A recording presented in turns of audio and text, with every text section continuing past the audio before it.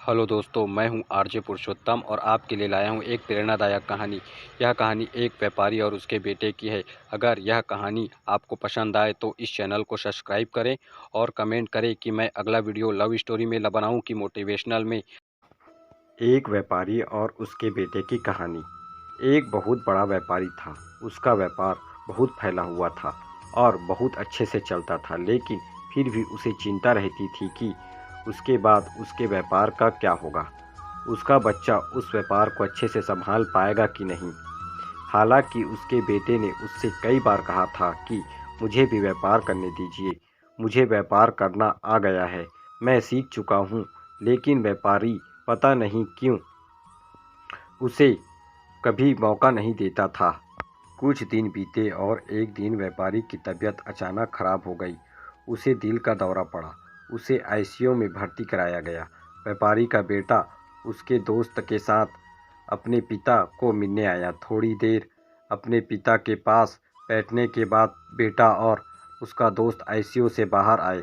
बाहर एक आइसक्रीम की दुकान देखकर व्यापारी का बेटा बोला, चलो आइसक्रीम खाते हैं।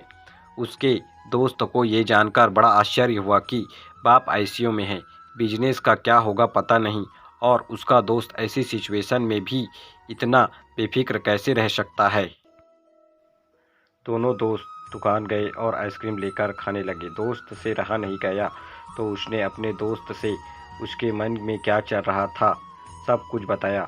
व्यापारी का बेटा बड़ी शांति से बोला कि दोस्त, मैं परिस्थितियों को स्वीकार करना सीख गया हूँ। मैं श्री कृष्ण का बड़ा भक्त हूँ, इसलिए उसके बताए रास्ते पर चलता हूँ। पहला रास्ता है कर्म करो और फल के बारे में मत सोचो। दूसरा, मैं तुम्हें एक कहानी बताता हूँ जिसे सुनने के बाद तुम्हें भी समझ आ जाएगा। रुक्मणी जी, जो कि श्री कृष्ण की पत्नी थी, उन्होंने जब अपने पहले बेटे को जन्म दिया जिसका नाम प्रद्युम्न था, जन्म के कुछ ही दिनों बाद उसका अपहरण हो गया। रुक्मणी जी अपने बेटे के गम में बहुत उदास रहने लगी, रोने लगी। तब श्री कृष्ण जी ने उन्हें समझाया कि तुम्हारा बेटा सब कुशल है जहाँ भी है, इसलिए तुम उसकी चिंता करना छोड़ दो, खुश रहो और स्वस्थ रहो। यह उनसे भगवान श्री कृष्ण ने खुद कहा था। फिर भी रुक्मणी जी ने अपने बेटे की चिंता नहीं छोड़ी और आखिरकार 18 साल बाद प्रद्युम्न घर वापस लौटा। वह विवाह करके लौटा था और समस्या यह थी, उन्होंने अपने से 20 साल बड़ी महिला से शादी की थी। रुक्मणी जी को इस बात से खुशी थी कि उसका पुत्र वापस आ गया, लेकिन इस बात से वे फिर से दुखी हो गई कि उसके बेटे ने अपने से बड़ी उम्र की औरत से शादी क्यों की। उनको दुखी देखकर श्री कृष्ण जी ने उन्हें समझाया, जो हुआ अच्छा हुआ, उसके बारे में मत सोचो, उन्हें स्वीकार करो और खुश रहो।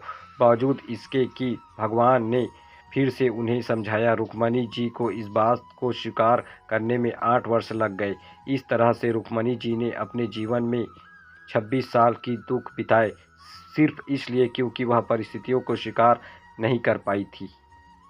यह कहानी खत्म करने के बाद व्यापारी के बेटे ने अपने दोस्त से कहा कि मैंने परिस्थितियों को स्वीकार करना सीख लिया है, मैं अपने लक्ष्य पर ध्यान दूंगा, बिजनेस भी अच्छे से करूंगा और आगे जो होगा उसे स्वीकार करूंगा।